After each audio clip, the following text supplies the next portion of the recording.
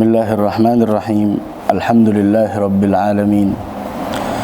Wa bihi nasta'inu ala umuri dunya waddin. Wala haula wala quwwata illa billahil aliyyil azim. Amma ba'du. Alhamdulillah, kita bersyukur kepada Allah Subhanahu wa taala atas limpahan rahmat, taufik, hidayah serta inayah yang Allah berikan kepada kita semua, sehingga sampai saat ini kita masih bisa mendengarkan nasihat-nasihat agama, hadis-hadis Rasul, juga firman-firman Allah Subhanahu wa taala. Semoga membawa keberkahan dan manfaat dalam kehidupan kita insyaallah. Amin ya rabbal alamin. Diceritakan sebagaimana yang diriwayatkan oleh Imam Al-Bukhari dari Abu Hurairah radhiyallahu taala anhu wa ardhah, bahwasanya pernah seseorang, kata Rasul sallallahu alaihi wasallam, Rasul bercerita, "Gala rajulun la atasaddaqanna bi sadaqah." Ini Rasul bercerita, ada dulu seseorang yang mengatakan, saya akan mengeluarkan sedekah. Saya akan mengeluarkan sedekah. Lalu dia pun di sana mengeluarkan daripada sedekahnya. Ternyata dia berikan kepada siapa sedekahnya? Dia berikan kepada seorang pencuri, maling. Dia berikan. Ajib. Lantas ketika orang melihat, ini orang kan mengatakan, saya akan bersedekah, pasti saya akan bersedekah bilangnya. Tapi dia berikan kepada pencuri. Maka orang kampung pada saat itu, kata Rasul, pada ngomen. Ada ngomen semuanya. Apa komenannya? Bagaimana di sana ente orang memberikan sedekah kepada pencuri? Ini pencuri, kenapa diberikan sedekah? Kemudian dia pun mengatakan, alhamdulillah, segala puji bagi Allah, saya bisa bersedekah kepada orang yang pencuri. Ajib. Kemudian dia pun kembali mengatakan, saya pun kembali akan bersedekah. Ternyata di hari kedua sedekahnya dikasihkan ke siapa? Ke perempuan yang menjual harga dirinya, yaitu zaniyah, orang yang berzina, perempuan yang zina. Maka orang pada komen lagi, semuanya ngomen. Ini orang bagaimana kok bisa di sana sedekahnya kepada orang perempuan yang berzina, kepada penzina, kepada pelacur. Kemudian dia pun mengatakan, alhamdulillah, segala puji bagi Allah, saya bisa bersedekah kepada seorang pelacur. Ini orang bingung, orang kampung pada bingung. Ini Rasul yang bercerita. Kemudian dia kembali mengatakan, demi Allah, saya akan mengeluarkan sedekah. Maka dia pun di sana, keesokan harinya, kemana dia keluarkan sedekah? Ternyata dia berikan sedekah tersebut kepada orang yang kaya raya. Ini lepas. Dan orang pun ngomen di sana, bagaimana mungkin ente orang pertama ngasih uang kepada sedekah kepada maling, kedua kepada pelacur, ketiga kepada orang yang kaya raya. Kemudian di sana beliau mengatakan, alhamdulillah, saya bisa bersedekah kepada mereka. Alasan saya bersedekah kepada mereka, tahu apa? Alasan saya bersedekah kepada mereka, yang pertama, kepada pencuri. Saya mengharapkan sedekah saya kepada pencuri tersebut membuat pencuri itu bertaubat dari perbuatannya, sehingga dia tidak lagi mencuri untuk selama-lamanya. Adapun yang kedua, kata Rasul sallallahu alaihi wasallam, orang tersebut mengatakan, saya bersedekah kepada pelacur. Harapan saya apa? Ketika saya bersedekah kepada pelacur, yang saya harapkan adalah ketika dia memakan daripada sedekah saya, keberkahan sedekah tersebut akan membuat dirinya menjadi lebih baik dan tidak lagi melakukan sebuah kekejian itu. Dan ketika saya bersedekah kepada orang yang kaya raya, tujuan saya apa? Tujuan saya adalah agar orang kaya raya tersebut terpancing hatinya, agar orang kaya tersebut memberikan motivasi khusus kepada orang kaya itu, agar dia pun sendiri mau bersedekah kepada orang lain. Kemudian inilah yang yang diceritakan oleh baginda kita Nabi besar Muhammad sallallahu alaihi wasallam. Semoga kita dijadikan orang yang pemurah insyaallah. Amin ya rabbal alamin. Sedekah. Terkadang kita bertanya, apa itu sedekah? Sedekah adalah ikhrajul mali taqarruban ilallah subhanahu wa ta'ala. Yang kita harus paham. Ikhrajul mal, mengeluarkan harta. Mengorbankan harta kita, tujuannya apa? Tujuannya taqarruban ilallah, semata-mata ingin mendekatkan diri kepada Allah. Tidak ada tujuan duniawi. Tidak ada tujuan organisasi, tidak ada tujuan prestasi, tidak ada tujuan kursi, tidak ada tujuan apapun, semata-mata taqarruban ilallah subhanahu wa ta'ala, semata-mata mendekatkan diri kepada Allah subhanahu wa ta'ala. Hal ini yang dinamakan dengan sedekah. Allah subhanahu wa ta'ala banyak bercerita di dalam Al-Quran tentang kemuliaan-kemuliaan sedekah. Dan bahkan ketahuilah, di antara ibadah yang sangat disesali oleh orang yang menjelang sakaratul maut adalah sedekah. Allah bercerita di dalam Al-Quran, wa anfiqu mimma razaqnakum min qabli ayyatiya ahadakumul maut fayaqula rabbi laula akhartani ila ajalin qarib fa asaddaqa wa akum minas salihin. Orang tersebut mengatakan, Allah menganjurkan, wa anfiqu, berinfaklah, bersedekahlah, keluarkan harta, mimma razaqnakum, dari sebagian rezeki yang kami berikan kepada kalian. Tidak seluruhnya. Allah tahu di dalam diri kita ada sedikit sifat bakhil.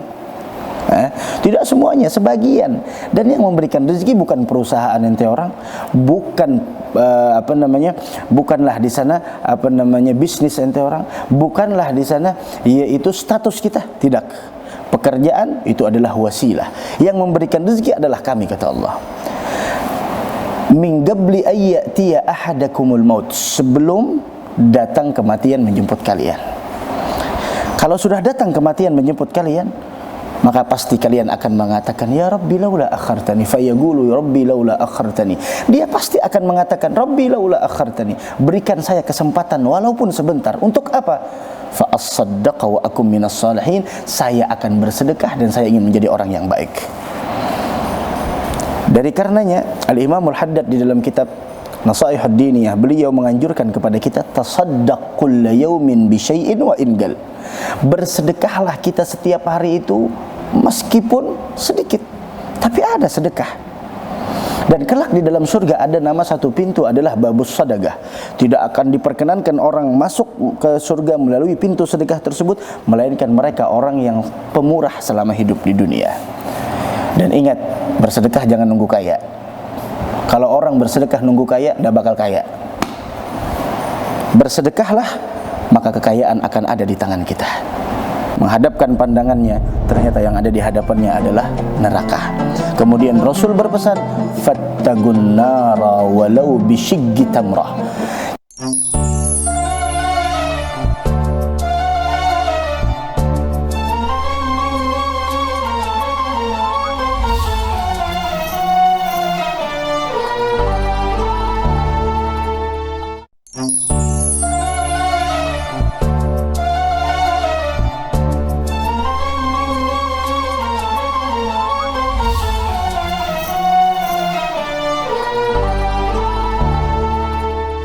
Kalaulah kita di sana bersedekah menunggu kita kaya, maka tidak akan pernah seseorang manusia meraih titik kekayaan. Akan tetapi bersedekahlah, maka kekayaan akan ada di tangan kita. Ketahuilah, kekayaan tidak dilihat dari seberapa banyak harta yang kita miliki, uang yang kita punya, tabungan yang ada di bank, akan tetapi kekayaan adalah letaknya di hati. Ketika seseorang merasakan di sana, yaitu bahwasanya cukup apa yang telah diberikan oleh Allah Subhanahu wa taala dan tidak pernah mempermasalahkan apa yang tidak dia punya, maka orang tersebut dikatakan adalah orang yang kaya. Itulah yang dinamakan sifat qanaah. Al-Imam Al-Haddad mengatakan, al-qanaah kanzun la yafna. Sifat qanaah adalah sebuah perbendaharaan yang sangat berharga yang tidak akan pernah sirna untuk selama-lamanya. Allah Subhanahu wa taala di dalam Al-Qur'an di antaranya menjelaskan tentang kemuliaan sedekah,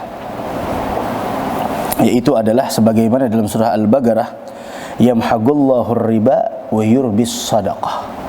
Yamhaqullahu ar-riba wa yurbis sadaqat. Wallahu la yuhibbu kulla kaffarin athim.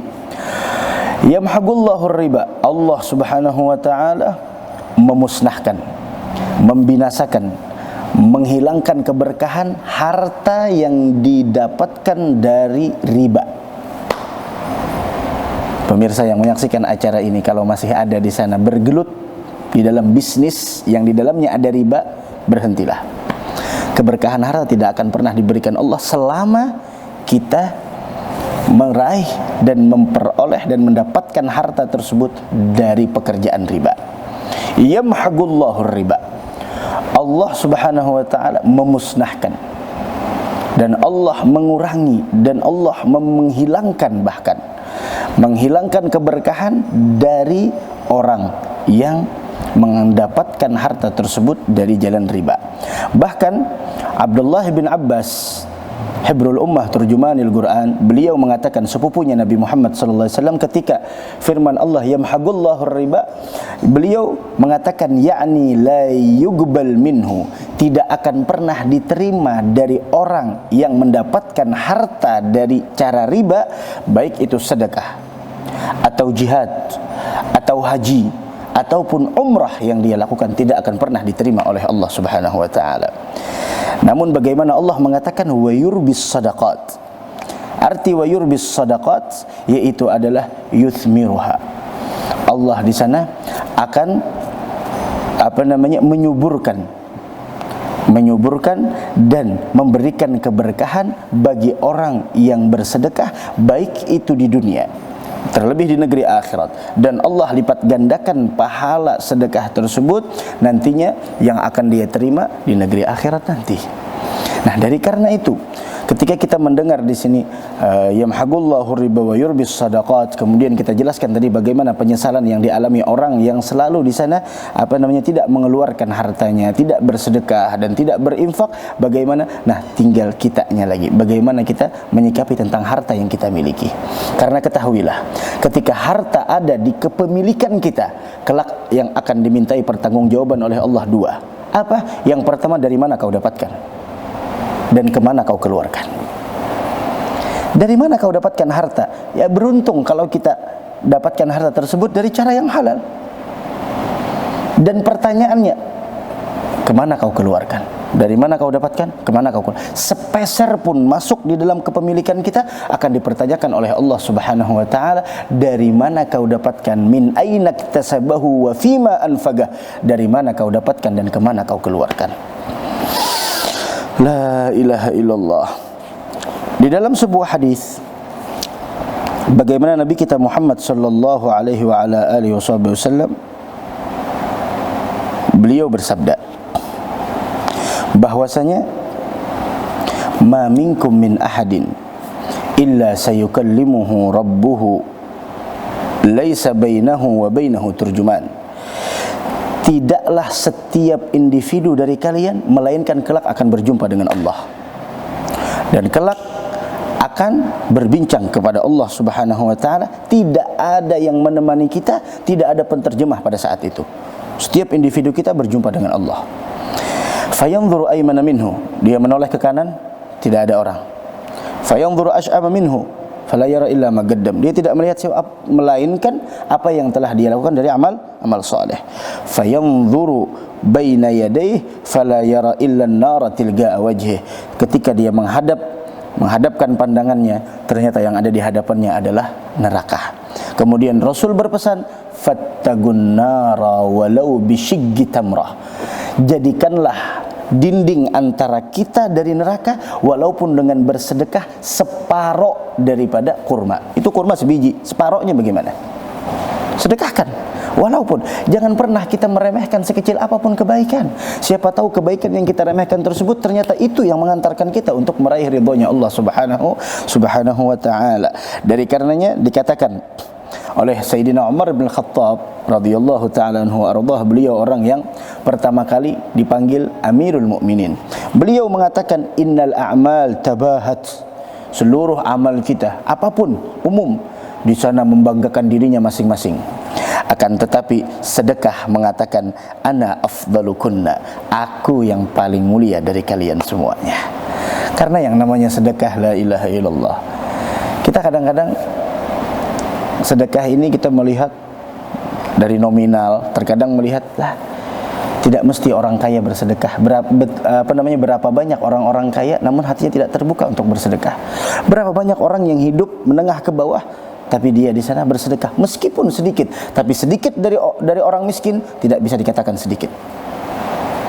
Banyak dari orang kaya, kita terkadang di sana terpukau dengan nominal, tidak melihat dari siapa sedekah tersebut dikeluarkan. Umar bin Abdul Aziz Luqmanul Hakim mengatakan, dan beliau berwasiat kepada anaknya, idza akhta'ta khati'atan fa'ati sadaqah. Wahai anakku, jika engkau melakukan sebuah kemaksiatan, jika engkau melakukan sebuah dosa, maka iringilah dosa tersebut dengan sedekah, maka niscaya dosa tersebut akan dihapus oleh Allah Subhanahu wa taala. Bahkan kelak di hari kiamat, di hari yang tidak ada naungan selain naungan Allah Subhanahu wa taala, Imam Ahmad beliau mengatakan, dhillul mu'min yaumal qiyamah sadaqatuh. Naungannya orang mukmin kelak di hari kiamat. Ini kita bagaimana? Kita jangankan kita di akhirat, kita di dunia. Kalau kita kepanasan bagaimana? Kalau kita merasakan terik matahari yang sangat panas, mungkin kita mencari sebuah naungan. Kita berteduh di bawahnya, kita ngadem di bawahnya. Kemudian kita lagi di sana, nyari di sana ranting-ranting pohon, dahan-dahan pohon kita, atau mencari tempat kita berteduh. Bagaimana nantinya di negeri akhirat tidak ada naungan pada ketika itu melainkan naungan Allah Subhanahu wa taala. Namun orang yang beriman, orang yang berinfak, orang yang ahli sedekah, maka dia akan mendapatkan naungan dari sedekahnya. Oleh karena itu, dhillul mu'min yaumal qiyamah sadaqatuh. Naungannya orang mukmin nantinya di hari kiamat adalah sedekahnya. Dan Rasul sallallahu alaihi wasallam mengatakan, setiap pagi itu malaikat turun. Ada 2 malaikat yang turun tiap pagi. Lain malaikat yang 10 yang kita wajib kita hafal dari Jibril sampai Ridwan. Karena Allah punya malaikat yang tidak ada mengetahui bilangannya melainkan Allah Subhanahu wa taala. Allah punya 2 malaikat yang turun setiap paginya, berdoa malaikat tersebut. Mungkin kita bisa membayangkan, kalau malaikat berdoa kira-kira kabul apa enggak? Kalau kita yang berdoa, ya mulut kita sering membicarakan keaiban orang, mulut kita sering berbohong, mata kita sering memandang sesuatu yang haram, mata kita tidak terjaga, memandang rendah orang lain. Terkadang mulut kita jarang membaca Al-Quran, jarang bertasbih, jarang istighfar, jarang solawat, jarang baca Al-Quran. Terkadang doa kita lambat diterima oleh Allah Subhanahu wa taala. Apa kata Rasul? La taruddus sa'il walau kana kafiran. Kata Rasul, jangan pernah engkau menolak orang yang meminta-minta.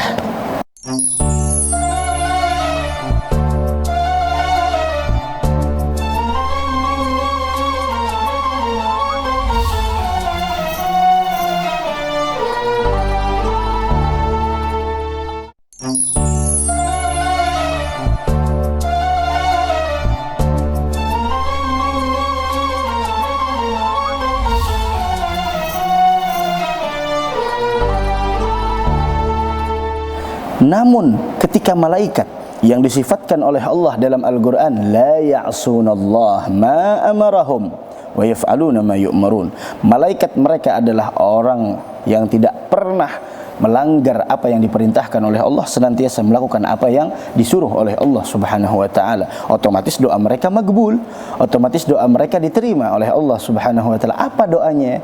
Malaikat yang satu berdoa, Allahumma atimun figan khalafa, ya Allah, berikanlah di sana gantian yang lebih banyak lagi bagi orang yang berinfak pada hari ini.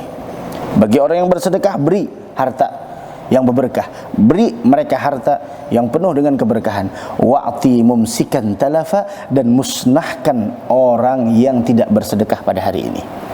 Ini doanya malaikat. Dari karena itu, siapapun yang meminta-minta datang ke rumah kita, jangan pernah ditolak. Wa ammas sa'ila fala tanhar. Apalagi sampai kita di sana membentaknya. Ditolak jangan, apalagi sampai membentak. Karena itu dosanya, Masya Allah. Seandainya kita berikan seluruh harta kita, kemudian pahala seluruh harta kita tersebut dibandingkan dengan dosa kita menghardik, membentak, kasar dengan orang yang datang meminta-minta, maka dosa ini lebih berat daripada pahala yang akan kita dapat. Bahkan diriwayatkan sebagaimana yang disebutkan oleh Sayyidina Abu Hurairah radhiyallahu taala anhu ardhah, bahwasanya beliau mengatakan, qala sami'tu Rasulullah sallallahu alaihi wasallam yaqul, saya pernah mendengar Rasul bersabda. Apa kata Rasul? La taruddus sa'il walau kana kafiran. Kata Rasul, jangan pernah engkau menolak orang yang meminta-minta. meskipun dan sekalipun yang datang meminta-minta kepadamu adalah orang kafir. Ini bayangkan, orang kafir datang minta-minta kepada, jangan ditolak selama kita ada. Kita tidak tahu, siapa tahu boleh jadi orang yang datang minta-minta kepada kita adalah utusan Allah, ingin menguji tentang bagaimana harta yang dititipkan oleh Allah. Kadang-kadang kita di sana melupakan akan hal itu karena orang yang datang meminta-minta, dia tidak berjalan dengan sendirinya. Allah yang menggerakkan kakinya dan Allah yang menggerakkan tangannya untuk mengetuk pintu kita. Allah yang menadahkan tangannya untuk meminta-minta kepada kita. Kadang-kadang kita di pinggir jalan, di persimpangan, di perempatan, di lampu merah, sediakan sedikit harta kita, keluarkan bagi mereka. Kita memberi orang bukan kita kaya. Kita memberi orang bukan berarti kita kaya, tapi kita paham betul bagaimana keadaan ketika kita tidak punya apa-apa.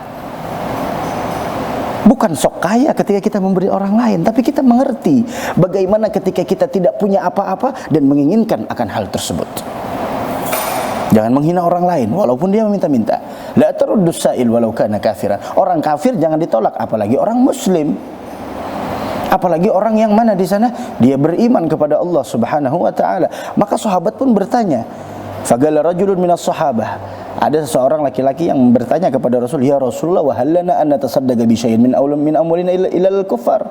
Apakah boleh? Hal lana, apakah boleh bagi kami an natasaddaqa bi syai'in, bahwa kami bersedekah dengan sedikit harta kami kepada orang kufar? Kemudian kata Rasul sallallahu alaihi wasallam, "Na'am, innahum khalqun min khalqillah." Mereka pun adalah makhluknya Allah, mereka pun adalah ciptaannya Allah Subhanahu wa taala. Coba bayangkan, wa innas sadaqata la taqa'u fi yadir Rahman, dan sedekah tersebut sebelum diterima oleh orang yang minta-minta sudah diterima di sisi Allah Subhanahu wa taala. Dari karena itu Nabi Ibrahim alaihi salatu wassalam, orang yang bergelar dengan Khalilullah, orang yang bergelar dengan kekasih Allah Subhanahu wa taala, pernah suatu hari datang beliau bergelar selain itu Abu Dhifan, orang yang suka menjamu orang lain. Beliau kalau makan tidak mau sendirian, pasti ngajak orang lain.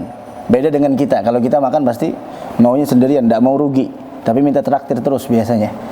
Kalau Sayyidina Ibrahim selalu di sana beliau makan sama orang lain. Suatu hari datang orang Yahudi, orang yang bukan agama Islam, mengetuk pintu beliau. Kemudian beliau mengatakan, "Siapa?" "Rajulun minal Yahud." "Saya seseorang dari agama Yahudi." Kata Sayyidina Ibrahim, "La, saya tidak akan pernah memberi pemberian saya." "Roh, idhab, pergi." Maka orang tersebut pun sakit hati dari rumah Nabi Allah Ibrahim. Allah langsung memerintahkan Jibril turun kepada Nabi Ibrahim. Jibril turun kepada Ibrahim dan tanyakan kepada Ibrahim, "Kenapa engkau menolak orang yang datang minta-minta?" Jibril dengan sikap langsung di sana datang kepada Nabi Ibrahim dan menanyakan, "Ya Ibrahim, Allah menanyakan kenapa engkau menolak orang yang datang minta-minta?" Simpel Nabi Ibrahim menjawab, dia bukan agama Islam, dia kafir terhadap Allah dan dia tidak mengesahkan Allah. Kemudian Allah menanyakan kepada engkau, wahai Ibrahim, apakah dia kafir terhadap Allah ataukah dia kafir kepada engkau? Kemudian apa kata Nabi Ibrahim? Ya jelas wahai Jibril, dia kafir kepada Allah, bukan kafir kepadaku. Kemudian Jibril mengatakan, Allah berpesan, orang tersebut dari semenjak dilahirkan kafir, kemudian balik ke dalam keadaan kafir, dewasa dalam keadaan kafir, sampai saat ini orang tersebut dalam keadaan kafir, tidak pernah menahan pemberiannya kepada orang tersebut. Padahal kafir kepada Allah. Kenapa engkau menolaknya? Mendengar akan komentar tersebut, dia pun Nabi Ibrahim langsung datang kepada, mencari orang tersebut. Beberapa kilo beliau berjalan sampai ketemu orang itu dan mengatakan, "Ayo bismillah, makan dengan saya ke rumah." Orang itu malah, "Kenapa sekarang nyari saya? Tadi saya diusir." Kemudian kata Nabi Ibrahim, karena engkau saya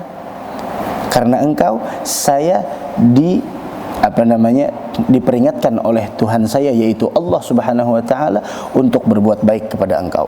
Kemudian orang yang datang dari orang Yahudi tersebut mengatakan, apakah Tuhan kalian, apakah Tuhan engkau Allah mengomentari tentang kejadian kita barusan dan memaksa engkau untuk datang di sana, menjemputku untuk datang ke rumahmu? Kemudian kata Nabi Ibrahim, "Na'am." Diceritakan semuanya dan dia pun di sana tertarik dengan agama Islam. Kemudian dia masuklah di sana ke dalam agama Islam berkat akhlak yang sangat mulia dari Nabiullah Ibrahim alaihi salatu wassalam. Kemudian dari karena itulah, yuk ajak anak-anak kita, ajarkan mereka dari semenjak kecil untuk memberi, bukan untuk meminta. Ajarkan kepada anak-anak kita untuk memberi, meskipun mereka dalam keadaan perlu, ajarkan kepada mereka. Karena apabila sifat tersebut telah tertanam di dalam hati mereka, maka mereka nantinya tumbuh menjadi orang yang dermawan. Dermawan tidak menunggu kaya, maka kedermawanan akan mendatangkan kekayaan dari Allah Subhanahu wa taala. Guru mulia Al-Habib Umar bin Muhammad bin Salim bin Hafidh, beliau mengatakan, "Amfiq ma fil jaib, ya'tik ma fil ghaib." Infakkan apa yang ada di kantongmu, niscaya yang masih belum kelihatan pasti akan datang. Nah, kita memohon kepada Allah Subhanahu wa taala dari hadis-hadis yang kita dengar, cerita-cerita yang penuh dengan hikmah, kita memohon kepada Allah agar Allah jadikan kita termasuk orang yang pemurah. Karena sifat kekasih Allah adalah orang yang pemurah. Semoga Allah Subhanahu wa taala berikan taufik dan hidayah kepada kita semua, dan dijadikan kita dan anak keturunan kita adalah orang-orang yang pemurah, sehingga kita dicintai oleh Allah, didekatkan dengan rahmat Allah, dihindarkan dari siksa Allah. Amin amin amin ya rabbal alamin. Hadanallahu wa iyyakum ajma'in. Tsumma assalamu alaikum warahmatullahi wabarakatuh.